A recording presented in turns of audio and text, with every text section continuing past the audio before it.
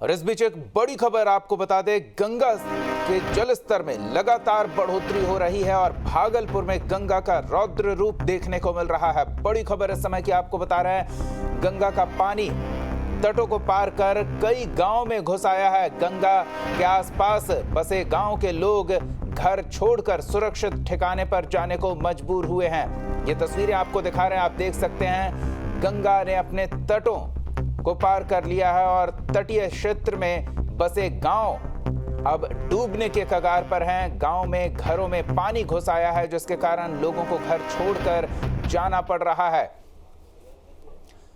गंगा का लगातार जलस्तर बढ़ रहा है। गंगा ने रौद्र रूप दिखाना शुरू कर दिया है। सबौर प्रखंड के तटवर्ती इलाकों की ये तस्वीरें आपको दिखा रहे हैं, जहां घरों में गंगा का पानी घुस आया है। बाढ़ से हालात ऐसे हैं कि दर्जनों गांव के लोग प्रखंड परिसर में रहने के लिए पहुंचे हैं। वहीं कुछ लोगों ने अपने घरों में मचान बना रखा है ताकि बाढ़ के पानी से बच सकें। गांव के लोगों का कहना है कि जिला प्रशासन की तरफ से किसी तरह की कोई सहायता नहीं की जा रही है, ना ही किसी तरह की राहत सामग्री उपलब्ध कराई जा रही है।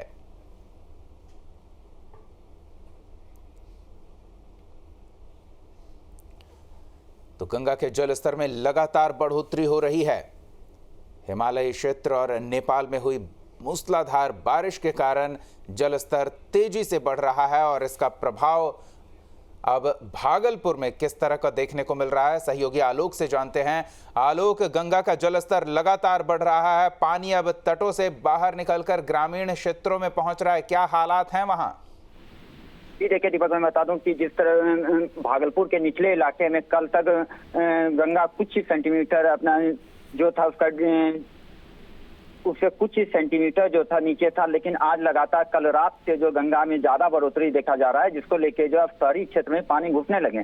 लेकिन सबसे बड़ी बात यह है कि जिला प्रशासन की तरफ से अभी किसी तरह की कोई सुविधा नहीं दी जा रही है, जिसके कारण बाढ़ पीड़ित जो है वो ऊंचे जगह पे जाने को विवश है और अपने जो खुद अपना अफसाना छोड़ के नहीं जाना चाहते हैं, वो अपने अफसाना के ऊपर जो होता है, छप्पर जो होता है, उस पे वो लोग शरण लिए हुए हैं। जी दीपक, लेकिन कब तक वो वहां रह सकेंगे, ये भी बड़ा सवाल है, क्योंकि जल स्तर में लगातार बढ़ोतरी हो रही है। ऐसे में प्रशासन की ओर से सहायता मुहैया न कराना बड़ी लापरवाही कही जाएगी।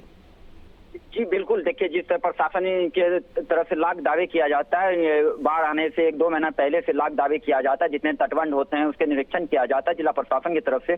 लेकिन बाढ़ आते आते जो सारा जितना इन लोगों का वादा होता है सारा धराशायी नजर आता है। और जब बाढ़ पीड़ितों से हमने बात करने की कोशिश की तो इन लोगों के साफ तौर पे एक ही कहना था कि देखिए हम लोग तो किसी तरह गुजर बसर कर लेंगे, लेकिन हम लोग का मवेशी जो है उसको गुजर बसर करने के ना उसके लिए चारा मिलवाए, न किसी तरह की कोई सुविधा मिलवाए। और अभी सबसे बड़ी बात है कि सुखाड़ को लेके तो हम लोग का तो फसल बर्बाद ही हो गया, लेकिन अब जो हम लोग का था मवेशी जो था, जिससे हम लोग को ये था कि हम लोग साल भर उसी मवेशी से हम लोग खाएंगे, अब वो भी जो है मवेशी भी हम लोग का जाते हुए नजर आ रहा है। जी दीपक, यानी कि दो तरफा मार। आलोक, इस बीच लोगों को करीब 48 घंटे से इन परेशानियों से जूझना पड़ रहा है। घरों में पानी घुस आया है, अब खाने पीने की भी दिक्कत हो रही होगी, सुरक्षित जगह पर जाने की भी दिक्कत हो रही होगी।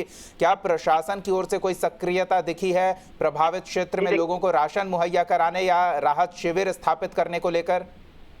जी देखिए, हम लोग लगातार जो है जीरो ग्राउंड पे रिपोर्टिंग कर रहे हैं, ऐसा कहीं किसी जगह नहीं मिला। और साफ तौर पे ग्रामीणों का कहना है, आप साफ तौर पे ग्रामीणों के स्टेटमेंट सुन सकते हैं कि ग्रामीणों का भी साफ कहना है कि अभी तक जिला प्रशासन की तरफ से कोई तरह की सुविधा नहीं दी जा रही है। हम लोग के घर में जो बचा हुआ चूरा और मुरही जो था वो खा के दिन काटे हैं और रात तो सो ही नहीं पाते हैं, क्योंकि हम लोग के घर में छोटा छोटा बच्चा है और नजर आता है कि कहीं कुछ सांप बिच्छू नहीं आ जाए, उसको भी देखना पड़ता है। इसलिए हम लोग रजग्गा कर रहे हैं और खाना पीना तो नसीब ही नहीं हो रहा है। जी, तो हालात पर नजर बनाए रखें। आलोक, प्रशासनिक अधिकारी क्या कर रहे हैं ये भी जानकारी जुटाएं। फिलहाल बहुत बहुत धन्यवाद इन तमाम अपडेट्स के लिए।